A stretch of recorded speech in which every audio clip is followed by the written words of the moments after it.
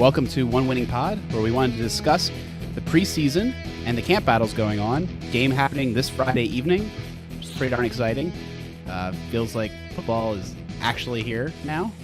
But before we started talking about that, we had a major loss in the Ravens community fandom with the loss of Jacoby Jones, legendary wide receiver and kick returner for those championship teams. Well, championship team and just those competing teams. So we wanted to pay our respects to Jacoby and talk about some of our favorite things after a brief moment of silence.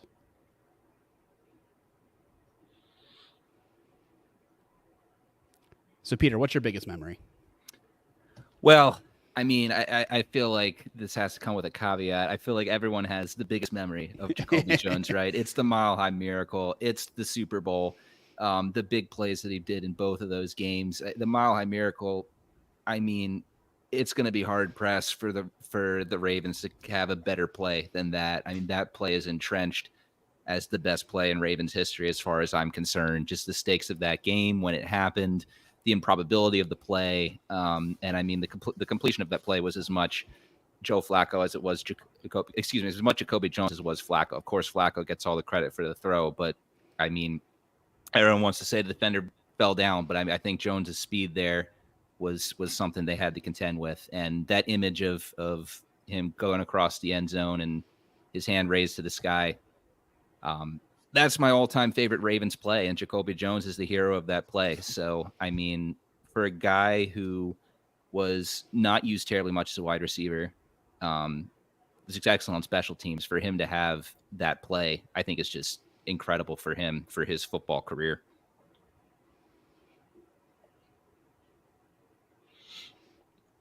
Yeah, I mean, the Mile High Miracle, man, always to me, that's always the play. Every time I see that on my feed of, I see the 50 some second video of that going on, I always have to watch it. It gives me goosebumps every time. But yeah, if I didn't have to pick that, I feel like there are probably two plays I feel like to me that kind of stand out.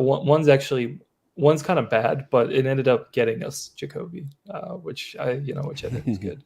But the kick return against Dallas in the early part of the season, was that week 6, week 7, something like that? Yeah, around there. Yeah, that was one of the first ones for me that I was like, oh man, this guy's definitely a weapon on special teams. And I also kind of think back to that too, of I always remember Anthony Allen always blocking for Jacoby. It felt like that was once you get a block from him, it's he's gonna break it loose.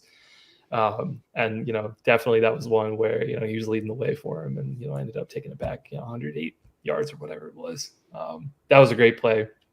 We ended up playing really well that game, even though with the injuries to Ray and Webb, that kind of shifted everything. But that was a great one. And then if I had to pick one, that was I'm sure Jacoby probably wanted to forget it, but it was actually the playoff game the year before against the Texans who came in, and he unfortunately muffed that one, and Jimmy Smith ended up picking up the ball, and he ended up scoring on that play. Great playoff game for the Ravens that year, but it was something where I'm sure the Ravens saw it and hey, Jacoby's still a weapon, maybe a bad play from him there, but they saw enough to believe in him, and ended up bringing him here, and he had a heck of a couple of years here. So definitely gonna miss him. Yeah, I mean he's one of those fan favorites who brought something really special to all of us, and yeah, he touched a lot of our hearts if even if we didn't know him. So yeah, gonna be missed. No doubt. I think. I don't know if I've ever shared this story on the show, but back in college, after we won the Super Bowl, I started making a soundboard of Ravens highlights. So you could play the radio copy of the Mile High Miracle or other big plays during that playoff run, but for a variety of rights issues / trying to find those actual clips and putting it together, I never actually shipped it or finished it.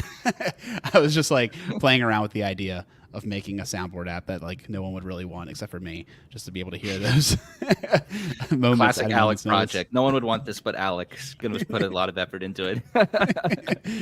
Yeah. I would have hoped that you probably would have told me about it back then. But I got to be honest. If you did, I don't remember. Yeah, I mean, it never got past like the miracle was answered like situation because like it was hard to find them back then. You know, like it was hard to find like all the content. Like YouTube wasn't quite what it is today. Like I don't know. It was tough. Yeah. A decade ago, can you believe that? A decade ago, let that sink in. We're not even that old, man. Like, I know, right? Really not. but yeah, no. I mean, I remember that. I remember.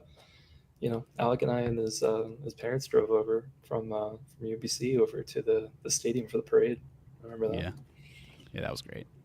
Oh.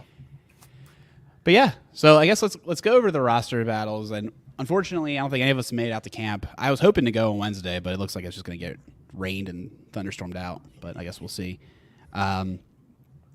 Biggest question I think that we might actually get answers to. That's the biggest problem, you know. Like we got a couple things to discuss, and I'm not sure how much of it we'll actually get during the preseason, mattering on how much people play. But the offensive line question, I think, is very, very strong. At this point, Linderbaum has a spot, except he has a soft tissue issue. Stanley most likely has a spot, unless something crazy happens. And then it seems like Voorhees has won the battle, but who knows? Like, let's see how he's deployed. Cleveland and Falele are neck and neck. It sounds like Jones is not quite the guy. And then McCary and Rosengarten for the tackle situation. Lots of moving parts. And in fact, I am impressed that the national media is on top of this. I've heard a lot of national shows discuss, like, I think the Ravens are going to be good this year, but have we realized their offensive line is like all new? How do we feel about this? And I think that's, where a lot of Ravens fans are too. We all know that offensive line drives success of an offense more so than really anything else. Like, if I could have the best offensive line or the best wide receivers, I'd probably take the best offensive line. I guess depending on how bad the receiver, how bad the trade-off is. But yeah, it's definitely going to be an interesting race to see how these guys are deployed, order deployment, and their performances. 100%. I put down in the notes looking at this line. It's funny. I of course, all the moves we made, we knew, but I don't think for me it really sunk in about how young this line is and how many questions there are until looking at the initial depth chart today with us being this close to the preseason, right? I think in the off season, you're not as, at least for me, the shortcomings of the roster aren't as prevalent because the games are so far away. But yeah, you're looking at this unit and I'm really eager to see it. It's what I'm going to be watching the most during this preseason. And also, trying to take away, like, what can we really learn from these games? Because if we remember last year, John Simpson blew away. He blew away the preseason. He looked like an absolute all-pro out there. No mistakes, and then get to regular season, it was a bit of a mixed bag, right? But he was a veteran, so you expect that. He was a veteran playing against guys who were trying to even make it in the league, first year, second year players. So we'll see. I would be shocked if the Ravens didn't add some type of vet to the mix, camp cut guy. And actually, it does look like there is a guy that could possibly be in that mix. Connor Williams. We'll see by the time people are listening to this. We are going live right now, but could be signed with Seattle, could be signed with the Ravens, could be signed with no one. But that he's a guy who is a veteran center, veteran interior lineman who's at least interviewed with the Ravens, worked out for them. So we'll see. This line has potential, but yeah, there's questions. I'm surprised you didn't make this metaphor, Peter, but I guess I'll steal it. The Ravens' offensive line is the Orioles' infield right now. It's that youth, yeah. That I can see that, yeah. I wish they were all top prospects, but right, that is the difference. But that's a big difference. But yeah, no, mainly meant to highlight the age aspect of things. Even Stanley, he's been in the league a while, but still, I don't even think is that old. Yeah, he's the Mountie. That's But, right. Ryan Mountcastle. I mean, it was roughly the same year. Mountcastle, I think, was drafted in 15 or something, and Stanley was Stanley 16. was 16. Yeah. So. Yeah. Yeah, it's interesting. I mean, one thing also to keep in mind, I mean, this is kind of a pod for, the roster going into camp and into the preseason and everything. So if we're talking about the preseason games as well, you're probably not going to get a ton of these ton of these questions answered. Especially, some positions like, Linderbaum's probably not going to play all that much. Stanley's probably not going to play all that much. I mean, we thought the injury concerns for him, in previous years were bad. Like, hey, it's going to be the same thing here. You're going to not get a whole lot from him. But, some guys I feel like we can probably see a bit. Voorhees, I feel like is one guy that a lot of people are really kind of like turning heads. I mean, there's been some buzz about him. Apparently, everybody forgot that he kind of set a record in the draft last year for, was it like bench reps or something like that? So forget. Super strong guy. I'm looking forward to kind of seeing him if he plays a little bit, and I feel like for him, because he's not going to be at the tackle spots, obviously, like I feel like we can get a good idea of like, okay, how well is he moving people? At least like some of the run schemes that they do and things like that. How well in pass pro is he doing against some like interior defensive linemen, for example? So he's a guy I'd look out for. Cleveland as well. I feel like he's a guy that like always kind of has some hype, but like he's I feel like kind of fallen a little bit behind, and you're never really sure. Is he look good for camp, or is he going to be one of those guys that kind of turns it on mid-season? Yeah, I feel like we'll see a little bit from those guys, and then we'll probably see a lot from guys that we may not even know the names right now. We'd have to kind of look through the depth chart and kind of see like, okay, who are the 5th and 6th guys, and just see who's going to be on the field, for example. Yeah, I mean, I think we're going to see extended previews of Cleveland and Falele. They're not going to be protected. Rosengarten and Voorhees, like these guys they're too on the bubble to not see a good bit of them. But then there are some really interesting guys. I mean, the forgotten man, Salah. I mean, this guy, he's going to get cut, right? Like, I mean, okay, I'm not trying to forecast a little too soon, but I mean, he's barely in the conversation. Josh Jones is probably a bigger conversation point at this point. Salah is there.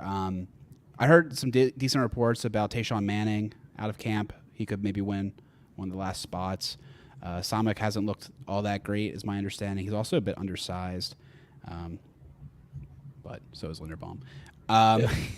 So I guess we'll see those guys a lot. I mean, there's also a bunch of other names, like you mentioned, Chris, that'll probably be playing in the fourth quarter, and maybe not going to be the important player, so to speak. But definitely, I think we'll see a whole half to 3 quarters of the young guys, just because they need the reps. I mean, nothing's given at this point for any of them, and I'm really curious who starts for right guard between Cleveland and Falele. Falele's got into the starter treatment in camp. However, Salah got the starter treatment, and we saw how that went. So it could be a inspirational thing again for Cleveland, similar to what they did to Simpsons. So I guess keep an eye on that. And of course, like you said, the top Peter, Connor Williams signs. I don't think he'll play on Friday, given the short turnaround. Maybe he would, but that's another person that I'm curious to see how he would fit in the mix if he does get signed. Because, I mean, I don't know. Like, part of me thinks they're going to have to play Falele at tackle, but I guess not. I mean, they have enough other tackles on the depth chart. I don't know, man. Like, I'm really curious to see I think the other big takeaway will be what out of position moves do they make? Like, does Voorhees get some center snaps to see like how that looks, because they talked about him being in the emergency center, things of that nature.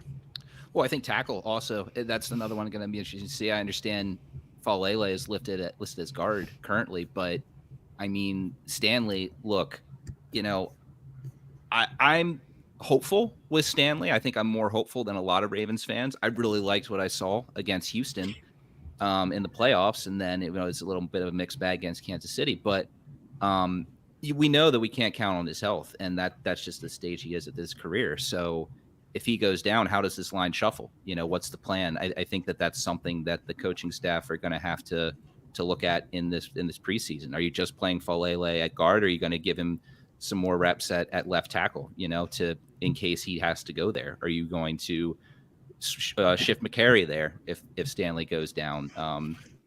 This Josh Jones guy, what even though it sounds like he's not really being a standout at camp right now, what do you got in him? So yeah, I think that's going to be another thing to look at. See if are they testing out Stanley contingency plans, because as past seasons have shown, they got to have that ready in the event that they're going to have a couple games. Hopefully they don't, but it's also feeling like in all likelihood, best case scenario, Stanley plays about 75 to 80% of the games this year. Well, I mean, the permutation left out is Rosengarten, left tackle, and I think that's going to be that. I'm still convinced that's a long-term plan, unless Stanley plays out of his mind and we extend him. Because, I mean, that he has the feet. Like, he feels like more of a left tackle to me than a right tackle, and part of me thinks we're not doing a disservice to the team, but we might be doing a disservice to him playing right tackle this year. And I really want to see those left tackle reps, so I would be surprised if we didn't see him there in the preseason. It's just a matter of priority of deployment, like we kind of talked about. I know the Ravens aren't big into doing double swaps, but if Stanley's out for any amount of time that's not 3 to 4 games, extended period, I would have to bet Rosengarten gets flipped, or if he doesn't get flipped, it almost would be a showing of the hand of what they think about him on the left side relative to McCary, because they got to know what they got to see what they have. I think if they're about equal, you run with the younger guy because he's younger and has more upside, right? Maybe my one pushback to that, though, is I just wonder, this is a team that is obviously, the Super Bowl, right? That is on their mind 100%. How comfortable do you feel with having to go with a rookie developmental guy who has a high ceiling but might not be, fully ready as your left tackle going into the playoffs and a potential Super Bowl, if that, if the cards have to fall that way? I imagine that Rosengarten certainly is going to be in the conversation, but I would imagine that he wouldn't be. If they're thinking about that, I don't think he'd be the only guy that they'd have there for contingency. I think it'd be McCary as well, or someone else, just because that's a very critical position, and to entrust that to a rookie on a team with Super Bowl aspirations. I'm not saying he can't do it, but I think that is also a pretty tall order. Yeah, it's risky. I mean, I definitely feel like this year, given Moses and Zeitler, given their departures and everything, right? I feel like slotting him in at right tackle, and I feel like moving Falele over. It feels like just a way to get like your best 5 guys on the field, right? It doesn't really help to have Rosengarten sitting on the bench behind Stanley, and then having Falele, where he's been okay at right tackle, but clearly I think the coaching staff is like, hey, he's got some limitations with his feet, like let's try him on right guard instead. Like, big powerful dude, he can move guys around, but maybe it kind of has some struggles, I think, in like the right tackle spot. So yeah, this year, it just feels like that's the plan. And yeah, if injuries happen and all that stuff, they'll have to make a decision about how they want to move him around. But yeah, it feels like it's a next year thing of like, let's talk about it next off season when we have a little bit more clarity about what's going on with Stanley long term, and then what we see from Rosengarten, and then we'll kind of go from there. Moving along to the wide receivers, unfortunately today we got word that Bateman is hurt again, which just feels like a report that they should get out of their writing queue. I feel like they just probably have the article pre-written at this point, which is terrible. The Bateman's having an ouchie, but there's a lot of question marks after him. Obviously, Nelson Aguilar is a strong player that coming back this year. They drafted Tez Walker. But I really do think, I know they gave that guaranteed money to Deontay Hardy. Obviously, he has these injury problems at the moment, so I don't know. And with the new kickoff rules, I think these two things kind of align. I don't know if they'll carry a seventh wide receiver instead of the normal six, if they're pulling from that bin to do a returner. But Tylan Wallace, I feel like, is on the bubble. Sean Ryan and Malik Cunningham have been making plays during the camp so far, and I think will be interesting watches because. Yeah, those guys. I mean, I think the last spot is definitely up for grabs, and maybe even two spots, mattering on how they decide to handle this Hardy situation. If they have an extra roster spot for him, or if it's still six. And I'm going to throw him in there because until like a week ago, he was a wide receiver. Kadir Ismail is having like real big flashes during camp, and I'm getting very excited about this guy. Previously a wide receiver, but has the frame of a kind of a Waller, so they're trying him out at tight end now too, and he's apparently like blocked Tavius Robinson successfully. So stock is up for Kadir. Hey, Robinson's a pretty big dude, so yeah. I mean, dude, it's crazy. He was undrafted and then like came here. It's kind of like a Keith Mitchell 2.0 of dad used to play here. like the guy has some clear traits and now like is flashing. So my radar's up, Yeah, I mean, could see. I think practice squad stash is certainly a possibility, but also maybe, like you're saying, make the roster. We'll see, because like you're saying, this wide receiver room, it's Zay Flowers, it's Rashad Bateman, whose health, like we're saying, unfortunately, is a little bit of a question mark. And then after that, I mean, Aguilar is a great vet, but not a guy who's irreplaceable. And Wallace, we're talking about him being on the bubble. If he doesn't beat out Hardy for the kick return job, what's his point on this roster? I mean, special teams. Yeah. But then he's kind of interchangeable as a fourth-year guy, I feel like, with the younger guy, Exactly. So maybe he's a guy who Ishmael could take his spot. So, yeah, I mean, the wide receivers, it's going to be very interesting to watch what they do in the preseason. We've seen some guys have some big preseasons in years past and make plays for the practice squad or for the late on the roster. It's been a long time since we've had a camp standout, actually make the room and be a guy who's a consistent, guy since, I mean, probably the most recent guy, you'd have to go all the way back to like Kamar Aiken, I think. But still, just because it hasn't happened in a while doesn't mean it can't happen, right? So absolutely a great position to watch to see if there's a guy who can make a name for himself from this cluster of guys who are all basically pretty similar. If there's anything I've learned from watching a lot of preseason games the last, 10 years or something, there's going to be one receiver that everyone is going to think, like, oh man, this guy's super special.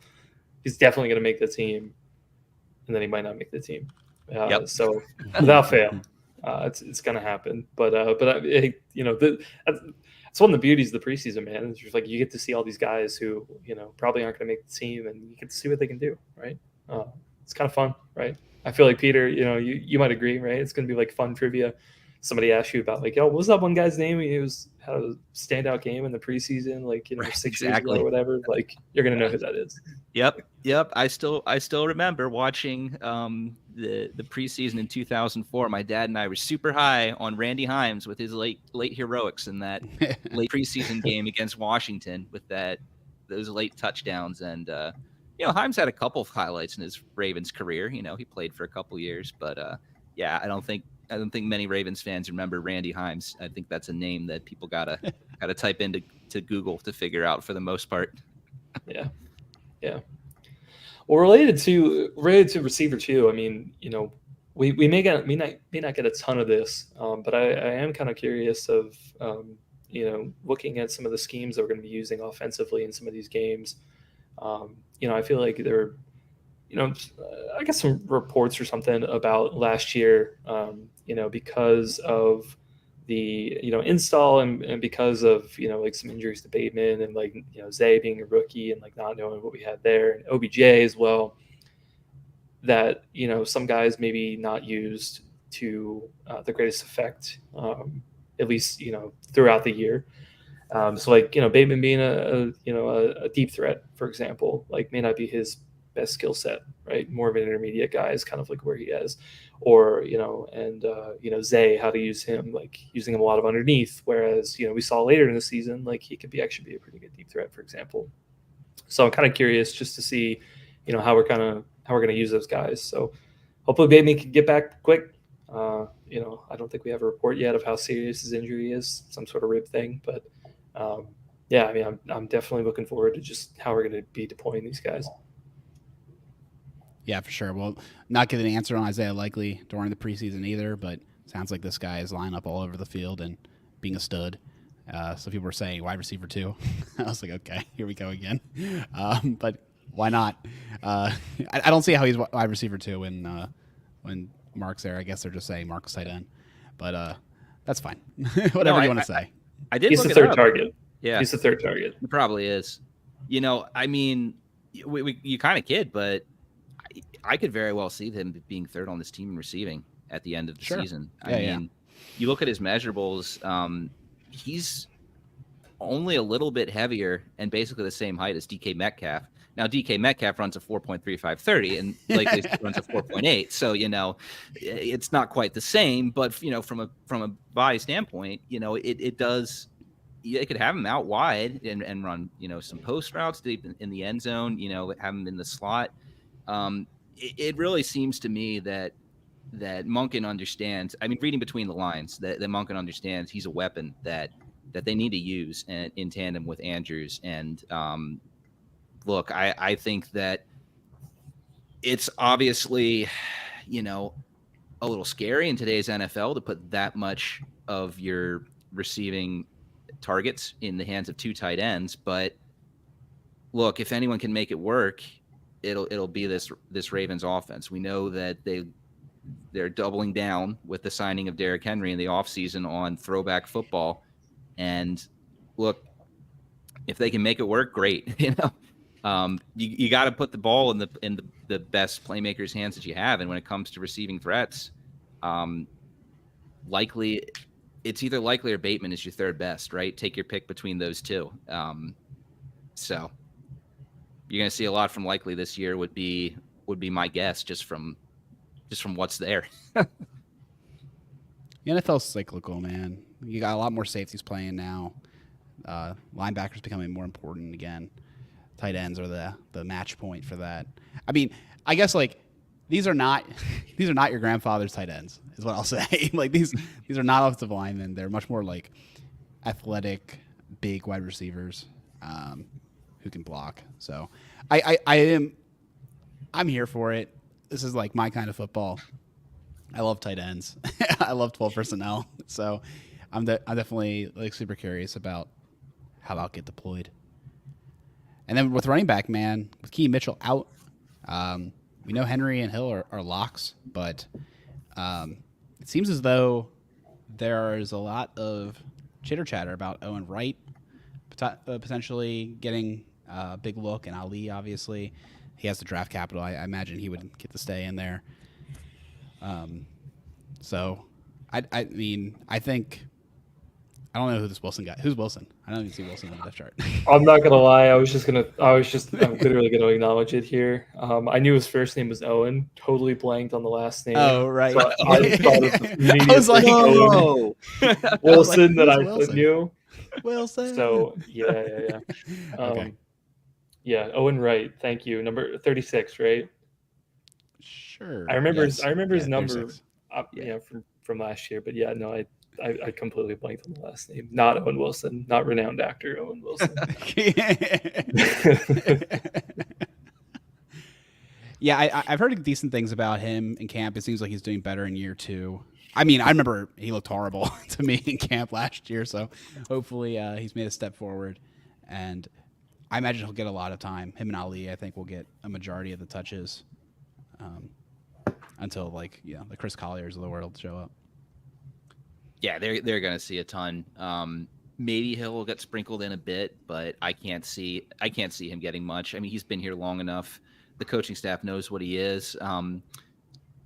I would be interested to see if Hill is the de facto, guy getting the most carries outside of Henry when the season actually starts. I think that Hill definitely showed some improvement last year, but was it enough to say that he definitely can't be supplanted by one of these guys if they have a strong camp, strong preseason? That's kind of tough to say, because I think a lot of the things that the coaching staff likes that Hill's worked on are intangibles as well, right? So, and obviously he's a much different back than Henry, so that gives them change of pace when Henry's off the field. But yeah, I mean, I don't really have a good enough read on either of these guys to say, who's my pick of right now of who I think will get that spot on the roster. But yeah, certainly excited to watch both of them, see what their games are and what they can do to help the offense. And while we wait for Keaton Mitchell to hopefully come back and pick up where he left off last year. Yeah, and that's ultimately going to be the thing, right? I mean, if he's healthy, which is a big if. Don't get me wrong. Yeah. It's definitely not a lock that he's just going to come back and be okay, right? I mean, we know from running backs and ACLs, like right. it might, for a guy even if he does come back, was his speed. I mean, it's scary. It's scary. It's definitely scary. But if in the event that he's able to come back and play at whatever his high level is this year, he's the guy, right?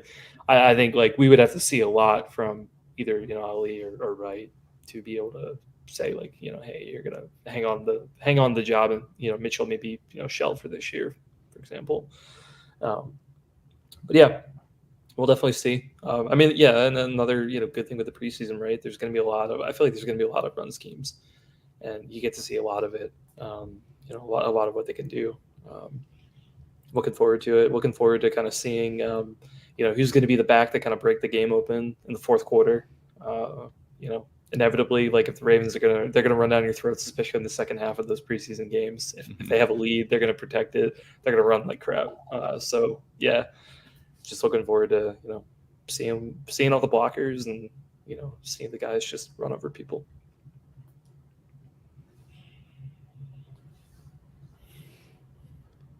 All right. Then the defensive line, super interesting. Last year, Travis Jones was the stud.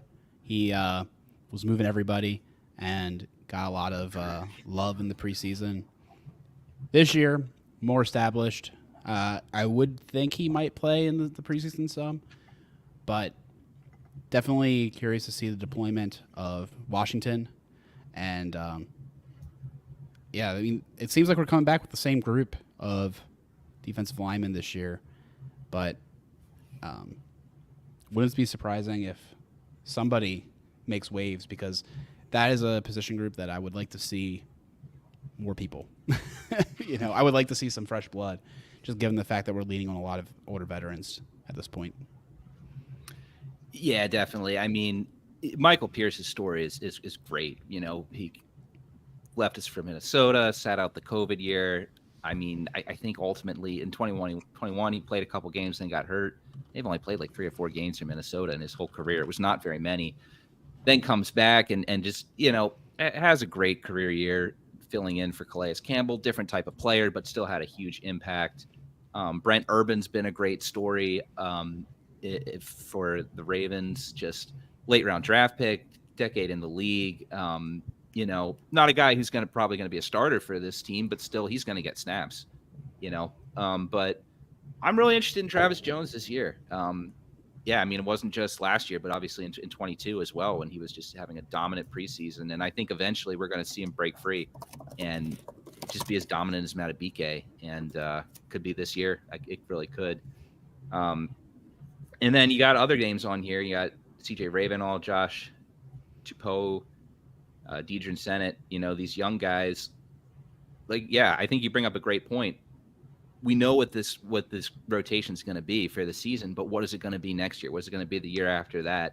Can any of these guys step in and be the next rotational guy, next guy like Broderick Washington was?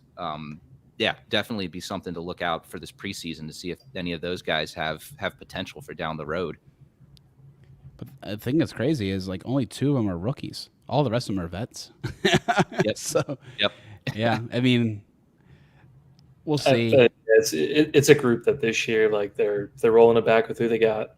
So I mean, I feel like it's a natural fit for draft pick maybe next year, or maybe a couple.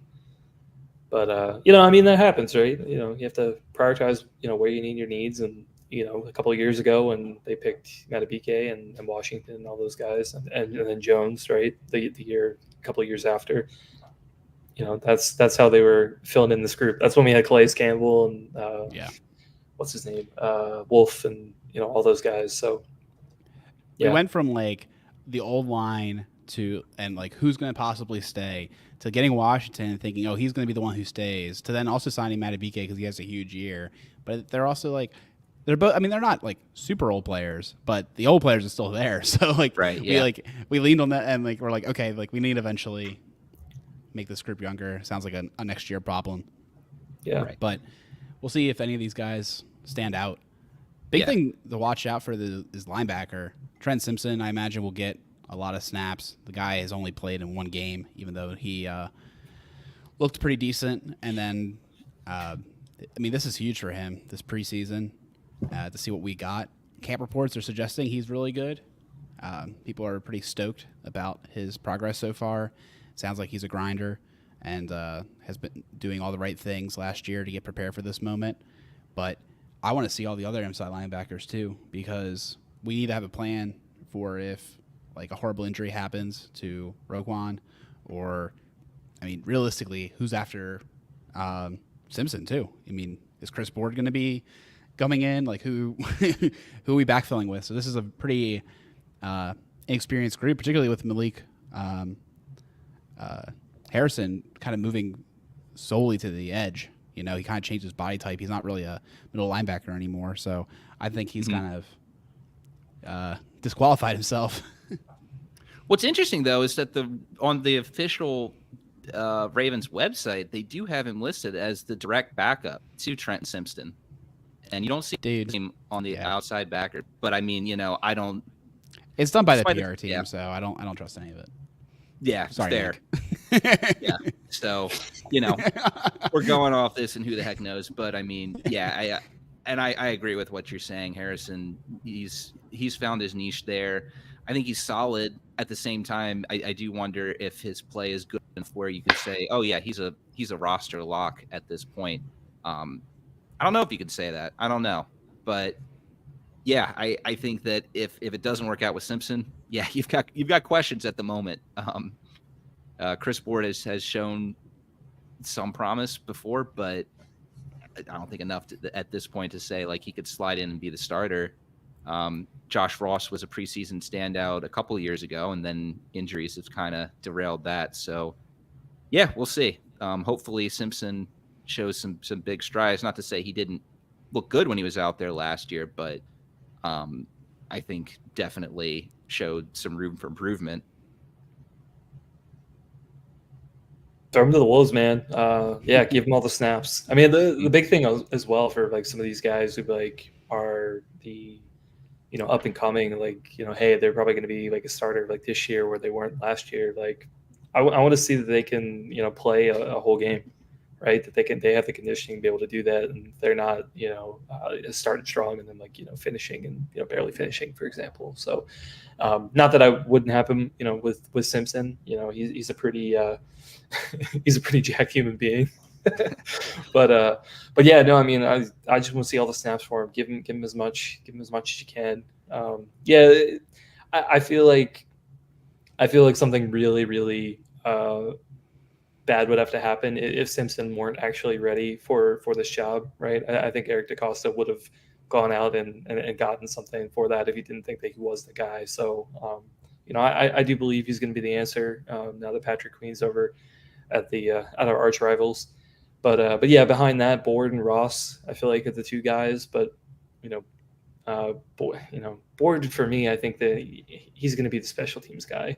Yeah. If you guys recall, before he left for I think it was the Lions, like 2 years ago or something. I think he was our pick for being like the special teams captain for the following year. So they ended up not re-signing him, but bringing him back for that, like I feel like he's a depth guy, and he's probably a guy who's going to be on special teams, if I had to guess. Did you guys realize Board is in his 7th year in the NFL? I didn't realize he'd been around that long for some reason, but I mean, that feels right. I mean, that's yeah, that's what kind of blew me away, dude. When Matabike is 5, it's like, all right, well, everyone's getting older. Yep. Yeah. Back in Baltimore after a stint in 2022 with Detroit, like Chris just said, and New England last year. Ah, yeah, I remember. I remember New England too. It signed a bunch of. I feel like they had signed a bunch of our like old special teams guys. Oh yeah, Belichick loves special teams guys. So no doubt. I do think we're in an interesting spot with the pass rush. I mean, I imagine they want to see what Ojabo can do, even though the fact like we've seen so many good flashes, but then he just breaks, and then part of you is want to protect the hot rod from preseason, but at the same time, like can't have him in total kid gloves. So I think we got to see what's going on with our outside linebacking group, because with the loss of Ham, I think we may have an opening. Adisa Isaac's still on the NFI, so I think there's a chance that one of these guys can make the team in the short term. So watch that space, as they say. what's up with Owe? He's like crushing camp. Is what? He's crushing camp. Like, he's apparently looked incredible. Has he? Yes. I don't know why. I remember. I thought I remember seeing a report or something like he was looking down for some reason. But oh no. Yeah. Apparently Harbaugh has told him like chill, like okay, we get it, you're good, because he was blowing up every play in the offense, and the offense couldn't like operate. Got it. Well, good sign. Yeah. No, I'm super stoked. Got that 5th-year option, and he's balling out. I'm telling you, I'm not saying it's gonna happen, but there I think is a better than 1% chance that he has a breakout type year that Matabike had last year. I think it's better than 1%. I would say that it's a solid 15%. It's a solid 15%. And the only reason it's that low is because like having that kind of season is it means basically you're going to be the top echelon of player. 1% was definitely too low, but I mean, I mean, so here's the thing. Like, I think there's a great chance he has a breakout year, right? I would put that at over 60%. But yeah, when we're talking about the year that Matabike had, like we're talking about a historic year, right?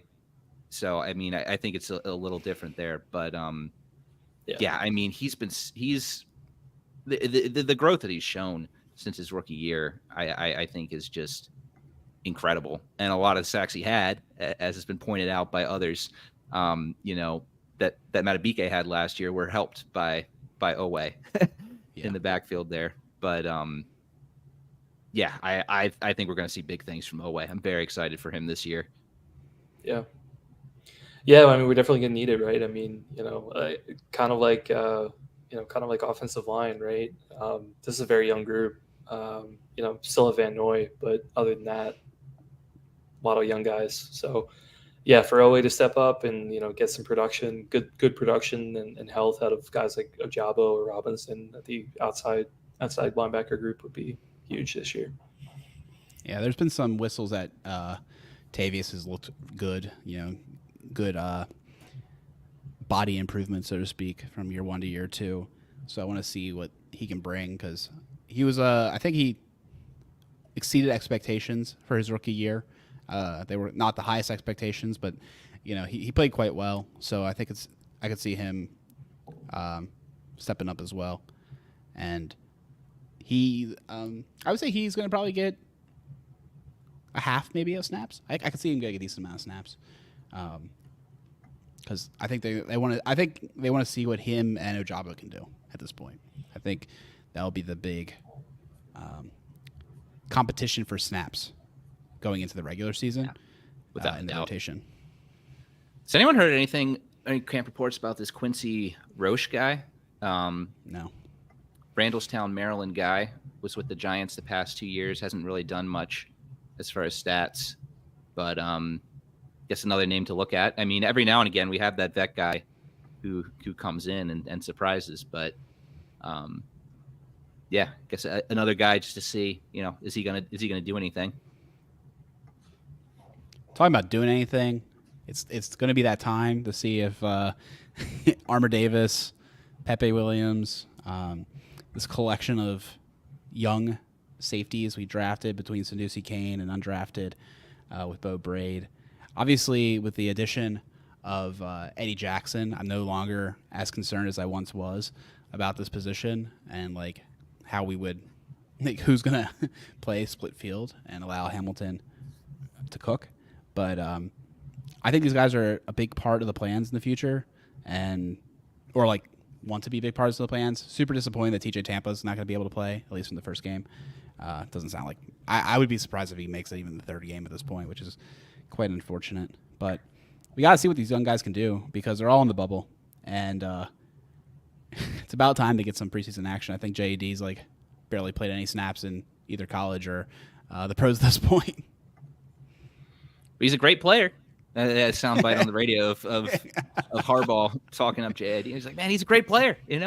Like he's always been a great player. But it's like we said, we haven't seen much of him, and the little bit we have, hasn't been the best. But also at the same time, when you're a guy who's always hurt and you're young in your career, I mean, he hasn't had the best of circumstances to really, be able to show his best foot forward. I mean, at the end of the day, that's the NFL. There's you just got to be able to, if that's what you're given, even though it's tough, you got to be able to do it. So I'm told. I've never been in the NFL, but that's what people say about the NFL. So yeah, I think he's a guy that I really want to watch. I mean, like I said, the Ravens were really excited when they got him, and there were a lot of things that look good on his draft profile, but we just haven't really gotten, I think, a fair look at this guy in an ideal situation. So certainly a guy who should get a lot of action and hopefully do something good with it. I was going to ask, I feel like the starting three, what are we thinking? Armour Davis, Pepe, and Wiggins? I mean, I think that's... Or do we think Stevens might play a little bit? No, I don't think Stevens will. Yeah, I think Wiggins will play. I was kind of contemplating it, but they played Zay last year, so they'll play Wiggins. Yeah, but I don't know if Pepe's even 100% right now. For some reason, I feel like he's hurt again, but maybe not. Oh, always is, I guess. Hopefully not. I think he's okay. Might see some Bump Cooper. There you go. What a name! I know, right? Junior, no less. Bump Cooper Jr. I don't know. I think it's interesting though. Like, I want to see how these players play because it's really going to inform flexibility in the season when the inevitable injuries happen. I feel like our slot corner situation is really sturdy because we have Marlon, Millette, and Hamilton all able to play in that position. But the outside can get thin kind of quick because of all the reliance on the slot. And then safety is 100%, held together with duct tape at this point, where you have like two guys who are clearly good, but the step behind them is very questionable, right? Like I think the second you lose Williams or Jackson, you're going to be in trouble as far as how to rotate things around. So these back of the roster safeties and corners are super important because every year we see them at some point for some amount of action, and we got to make sure we have the right ones. Yeah. Well, I mean, Ardarius and Worley have certainly had their preseason heroics in the past as well. I don't really know what more there is for either of those guys to prove, but I'm sure, snaps in the preseason won't exactly, hurt their career. Certainly could give them some more experience there. Is Worley going to be the closer again in the third and fourth quarter to ensure victory and get the streak back on track?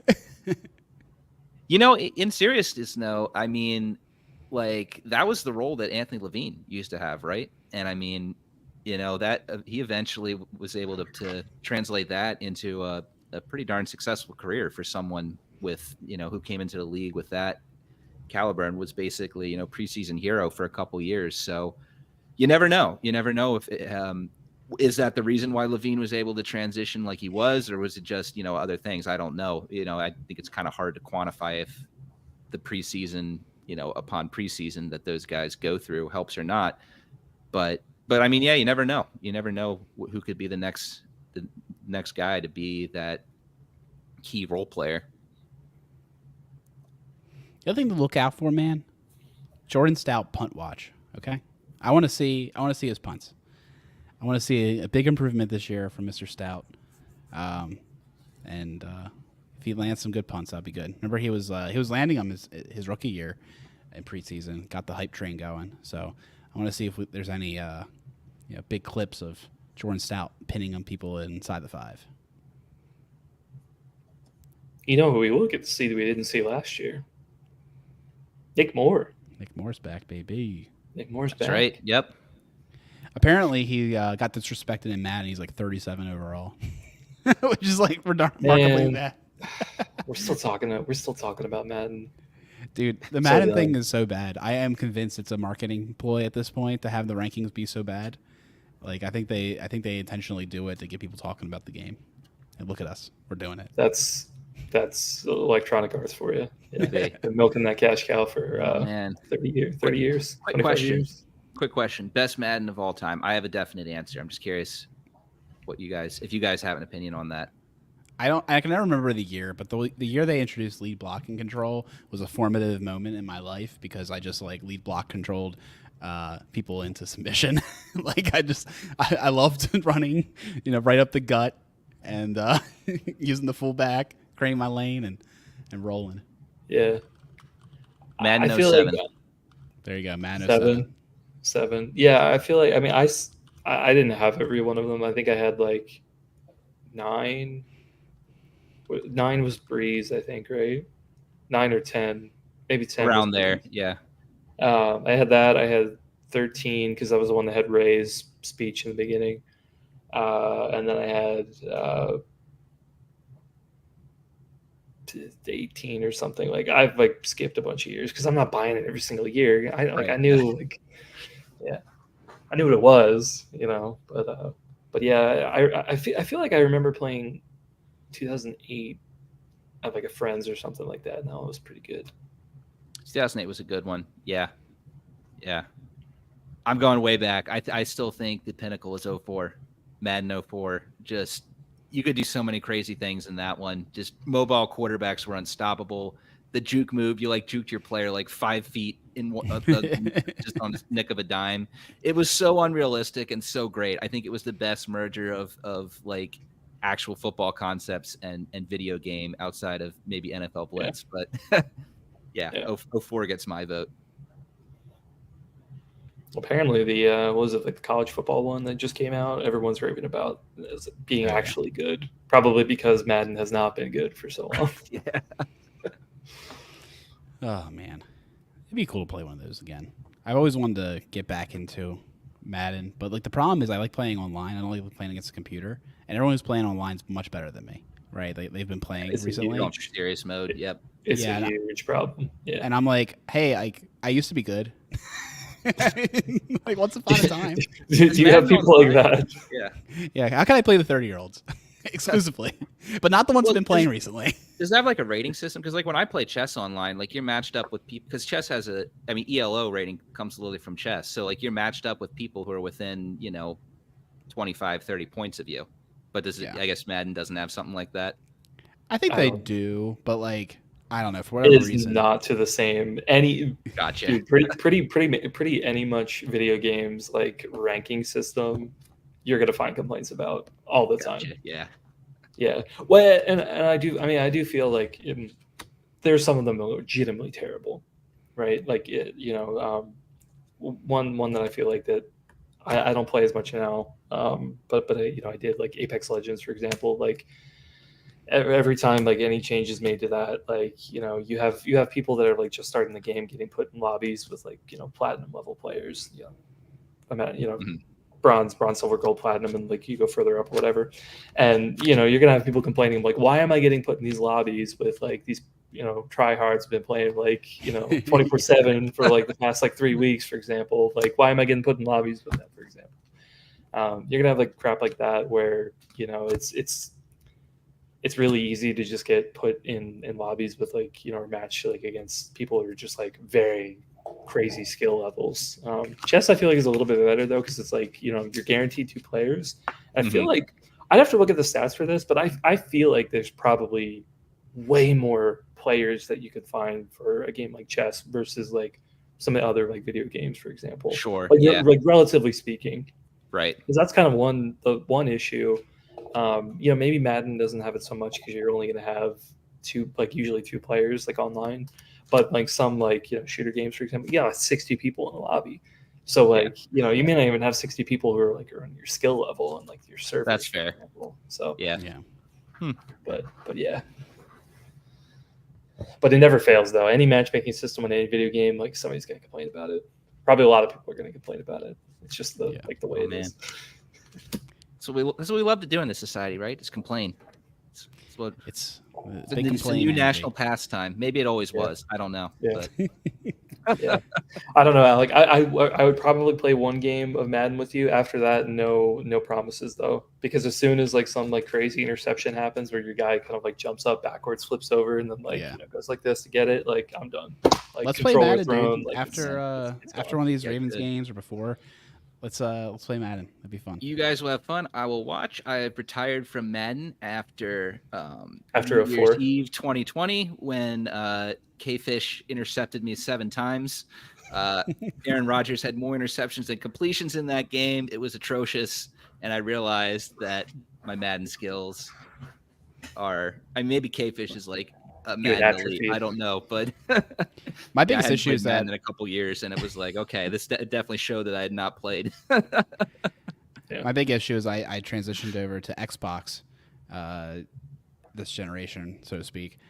Generation is a strong word. I have an Xbox now as my primary instead of a PlayStation, and I still get the X and Y mixed up. So sometimes I'll see them and I'll hit the wrong one because I'm used to the alternative placement, I guess, from like the Nintendo systems.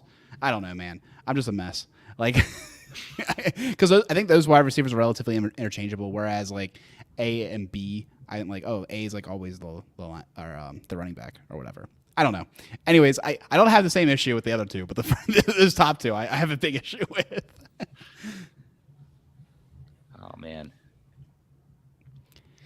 Any final thoughts for preseason? Final thoughts. I was actually going to ask Peter, what are we doing for the tailgate on Friday? That's a good question. Yeah, whatever you guys are open to. I'm taking my son down. We're gonna get there around 5. Just kind of walk around, get the lay of the land. Very interested to see how this goes. It was his idea, not mine. I was hoping to take him to the open practice, but the renovations didn't do that. So I'm taking it to the preseason game now, and we'll see. I don't know what he has in his mind that it's going to be like. So we'll see. But yeah, I'm down. I'm down for us to tailgate, if we want to. All right. Got to figure out what to make. It's, just like the team. I think we talked about this last year. It's our chance to get ready for the regular season. So that includes trying out the recipes, getting everything out of storage, getting everything ready for the year to come. So it should be good.